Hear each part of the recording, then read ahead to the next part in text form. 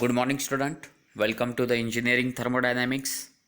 In last session, we completed unit number 3, chapter 2, availability and non-availability and irreversibility. Okay, total 3 units are completed. Now we start with the unit number 4. Okay, in unit number 4, there are also 2 chapters. First chapter is a property of pure substance, and after that vapor power cycle. Okay, now we start with the properties of pure substance. Okay, then what is a pure substance?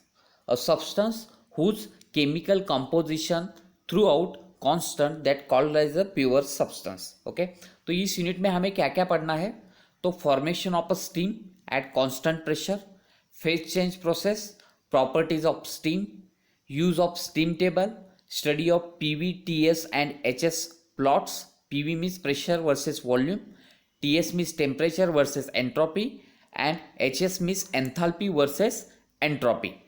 Okay, that is also called as a Mollier chart. Okay, after that we studied dryness fraction and its determination, study of steam calorimeter, that is barrel calorimeter, separating calorimeter, throttling calorimeter, and combine any two. Okay, after that we studied non-flow steady flow vapor process, change of properties, and work and heat transfer. Okay, these are topics we studied in properties of pure substance.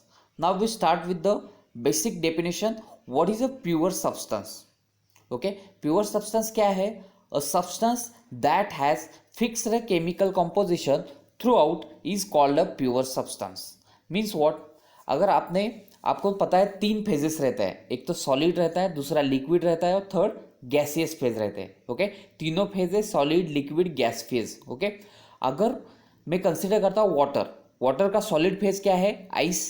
Okay, और water as a liquid phase as a water, and gaseous phase में क्या रहता है? Water vapour. Okay, तो ice is a solid, water is a liquid and water vapour is a gaseous phase. Okay, अगर मैं mixture लेता हूँ water और आइस का, तो क्या हो जाता है? आइस प्लस वाटर मिक्सचर तैयार हो जाता है. ओके, अगर वाटर प्लस आइस होगा तो उसका केमिकल कॉन्सेंट्रेशन क्या होगा? सेम ही रहेगा, H2O. मतलब क्या है? Chemical composition throughout same ही है. मतलब water plus ice is as a क्या है? प्योर सब्सटेंस है.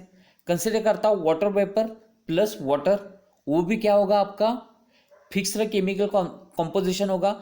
मतलब वाटर वेपर प्लस वाटर भी क्या होगा? आपका प्योर सब्सटेंस होगा. लेकिन अगर मैं कंसिडर करता हूँ water vapour plus air, okay, अगर मैं कंसिडर करता हूँ वाटर वेपर प्लस एयर, तो वो क्या हो जाएगा? उसका केमिकल कॉन्स्टिट्यूशन अलग है और इसका केमिकल कंपोजिशन क्या है? अलग है. तो वो भी क्या होगा? आपका प्योर सब्सटेंस नहीं होगा, क्योंकि वहां पे केमिकल कंपोजिशन क्या हो गया? आपका अलग हो गया. ओके, तो ये हो गया प्योर सब्सटेंस. प्योर सब्सटेंस मतलब क्या है? Fixed chemical composition. Okay, a pure substance does not have to be single chemical element. मतलब एक ही सिंगल केमिकल एलिमेंट हम कंसिडर नहीं कर सकते. मतलब आइस का केमिकल एलिमेंट अलग होगा और वाटर का केमिकल एलिमेंट अलग होगा. मतलब दोनों भी मिक्स किए तो क्या हो जाता है? Pure substance. मतलब प्योर सब्सटेंस मतलब सिर्फ एक ही केमिकल एलिमेंट नहीं है, मिक्सेस ऑफ केमिकल एलिमेंट भी हो सकते हैं, कंपाउंड भी हो सकता है. Okay, a mixture of various chemical element or compound also qualifies as a pure substance.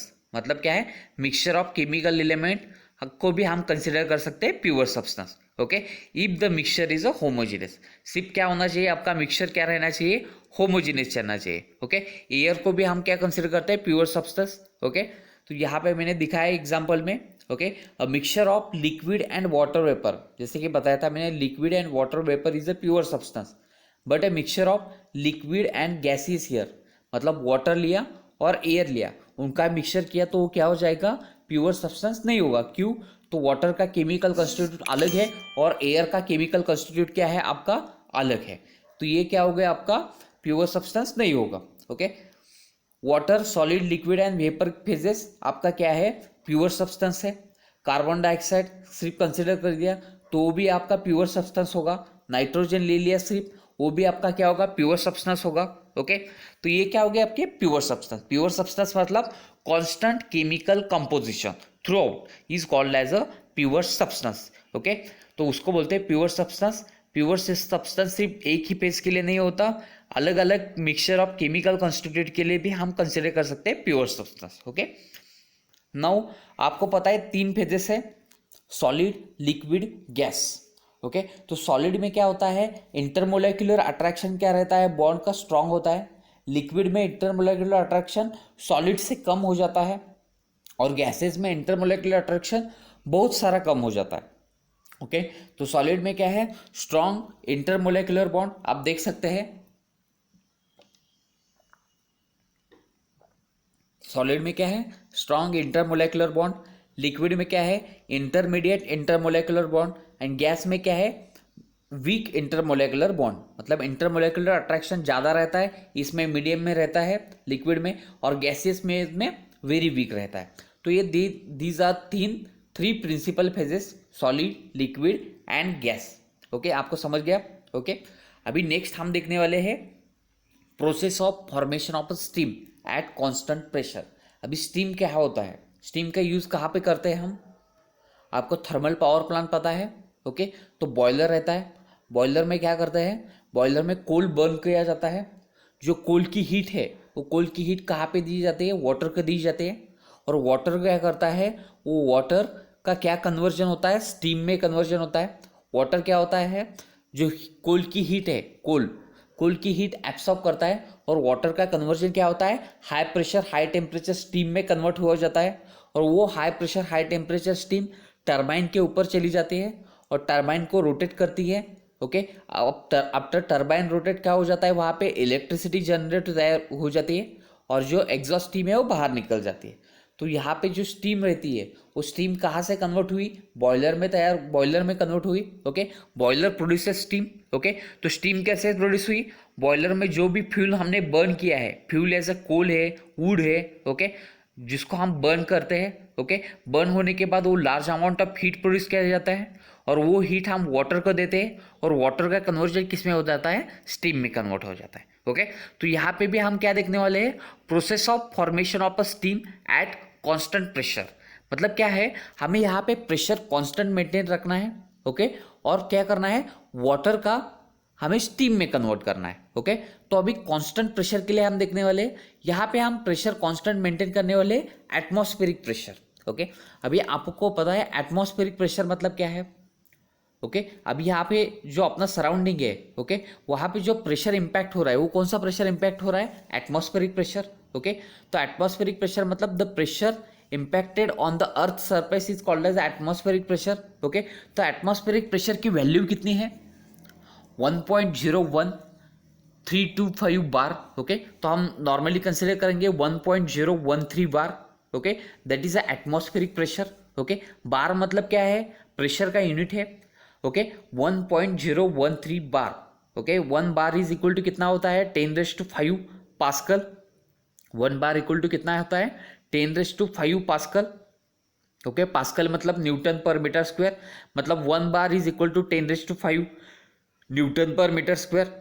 Atmospheric pressure की वैल्यू कितनी है, 1.013, मतलब 1.013 into 10⁵ pascal, that is atmospheric pressure. Okay, तो हमें यहाँ पे क्या करना है, स्टीम जनरेट करनी है, लेकिन एट अ कांस्टेंट प्रेशर के लिए स्टीम जनरेट करनी है। तो एट कांस्टेंट प्रेशर हम मेंटेन करने वाले हैं एटमॉस्फेरिक प्रेशर। ओके, तो अभी डायग्राम देख सकते हैं यहाँ पे हम। ओके, यहाँ पे मैंने एक डायग्राम निकाली है, temperature enthalpy diagram. Temperature, T stands for temperature and H stands for enthalpy. What is enthalpy? Okay, enthalpy is a total heat content of a system and it is the sum of internal energy and product of pressure and volume. Okay, so H is equal to क्या होता है, U plus PV। H मतलब total enthalpy. अगर मैं specific value लूँ, मतलब क्या है, स्पेसिफिक एंथैल्पी इक्वल टू क्या होता है, specific internal energy plus pressure into specific volume. आपको ये सब यूनिट 1 में हुआ था अपना। ओके, तो ये हो गया। यहाँ पे मैंने temperature versus enthalpy diagram plot की है। ओके, टेम्परेचर में क्या है, -20, 0, 100 एंड 374। मतलब क्या है, यहाँ पे टेम्परेचर इंक्रीज हो रहा है, और जो एक्स एक्सिस है वहाँ पे क्या हो रहा है, आपकी एंथैल्पी इंक्रीज हो रही है।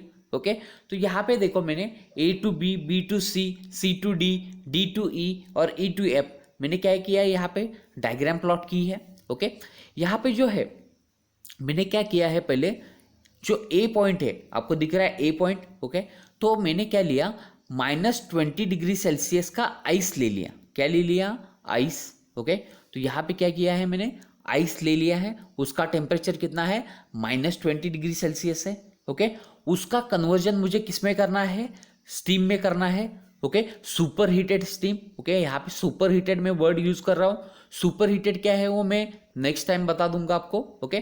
तो यहाँ पे क्या कर रहा हूँ मैं, जो आइस है, जो इसका टेम्परेचर -20 डिग्री सेल्सियस है, उसका कन्वर्जन किस में कर रहा हूँ मैं, सुपर हीटेड स्टीम में, जिसका टेम्परेचर कितना है, 374 डिग्री सेल्सियस है, ओके।